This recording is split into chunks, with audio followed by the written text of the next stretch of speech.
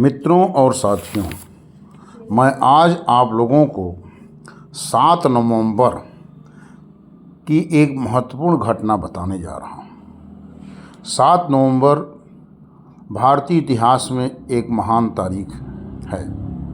आज इस तारीख को भारतवर्ष के एक महान वैज्ञानिक का जन्म हुआ, जिसने न सिर्फ भारत में बल्कि पूरी दुनिया में अपनी पहचान बनाई। उनका नाम है चंद्रशेखर वेंकट रमन। हाँ, आपने सही सुना, चंद्रशेखर वेंकट रमन। सन 1888 ईस्वी में उनका जन्म हुआ और विज्ञान के क्षेत्र में लंबे समय तक संघर्ष करके एक बहुत बड़ी मिसाल कायम करने वाले इस महान वैज्ञानिक की मृत्यु सन 1970 ईस्वी में हुई। सन 1888 से लेकर के 1970 यानी 82 साल की अपनी लंबी जीवन यात्रा में उन्होंने अनेक इतिहास बनाए। आज मैं उनके जीवन परिचय के विषय में आप लोगों को बताने जा रहा हूँ। जब वे MA के विद्यार्थी थे तभी उनका एक खोजपूर्ण निबंध फिलॉसफिकल मैगजीन लंदन में प्रकाशित किया गया। हाँ, आपने सही सुना, ये इन्होंने MSc नहीं MA किया था, जिसकी चर्चा एक बड़ी उपलब्धि के रूप में थी। लेकिन MA करने के बाद उनकी योग्यता अनुसार उनको नौकरी नहीं मिली। अंग्रेजों का शासन था, न कह सकते थे और न कर सकते थे। इन्होंने नौकरी करने के लिए सरकारी लेखा विभाग की प्रतियोगिता परीक्षा दी और उसमें वे अच्छे प्राप्तांक लेकर आए। उप महालेखाधिकारी पद पर उनकी नियुक्ति हो गई, जबकि वे चाहते थे विज्ञान का क्षेत्र, किसी महाविद्यालय या विश्वविद्यालय में प्राध्यापक होना उनकी दिली इच्छा थी। एक दिन वे ट्राम से कहीं जा रहे थे। चलती ट्राम से उतर करके रास्ते में उन्होंने यह लिखा देखा कि भारतीय विज्ञान परिषद। तो उस चलती ट्राम से वे नीचे उतर आए और उतर करके उसके कार्यालय में गए।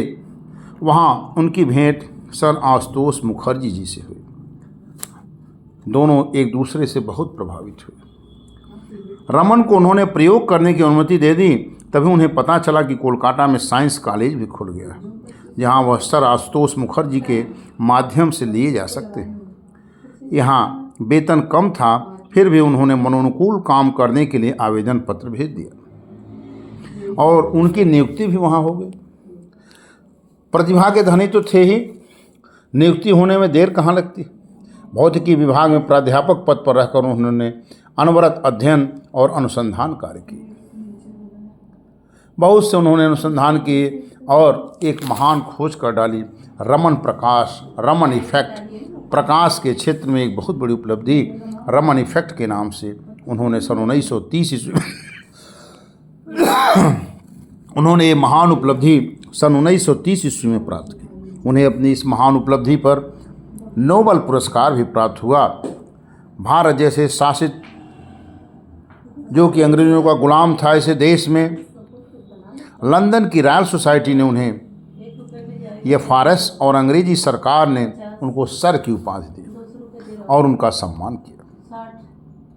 ये प्रत्येक भारतीय के लिए गौरव की बात है। नोबेल पुरस्कार उनको जब मिला और जब उनको ये सम्मान मिला तो उस समय भारतीयों की कोई पहचान नहीं थी। पूरी दुनिया में उन्हें हे दृष्टि से देखा जाता था। नोबेल पुरस्कार लेने के लिए वे स्कॉटहोम गए और रमन प्रभाव पर एक प्रभावी भाषण भी उन्होंने दिया। भाषण के साथ उन्होंने प्रयोग भी किए। रमन अपने शिष्यों से भी बहुत स्नेह करते थे और उनकी इच्छा पूरी करने के लिए हर समय तैयार रहते थे। प्रोफेसर GS परम शिवैया ने अपने गुरु के कुछ प्रसंग उद्धत किए हैं। रमन ने शिवैया को प्रेरित किया और ICS परीक्षा में वो न बैठे, बल्कि चूँकि रमन ये चाहते नहीं थे, इसलिए वे चाहते थे कि उसमें न बैठे और उसने उनकी बात को सुना।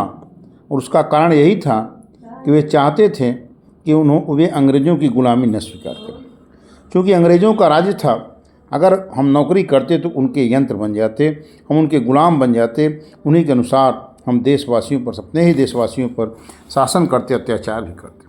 रमन कर्मठता के पर्याय थे और जो वे ठान लेते थे उसे ज़रूर पूरा करके रहते थे। यह आम तौर पर एक रात एक पुस्तक पढ़ लेना उनके लिए कोई बड़ी बात नहीं थी। वे आमतौर पर अक्सर यही करते थे, एक रात में एक पूरी पुस्तक पढ़ लेते थे।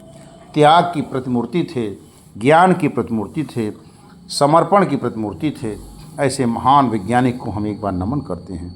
उनके द्वारा किए गए कार्य को निश्चित रूप से पूरा देश आज भी याद करता है, नमन करता है, प्रणाम करता है। ऐसे महान संत को सत सत नमन। धन्यवाद।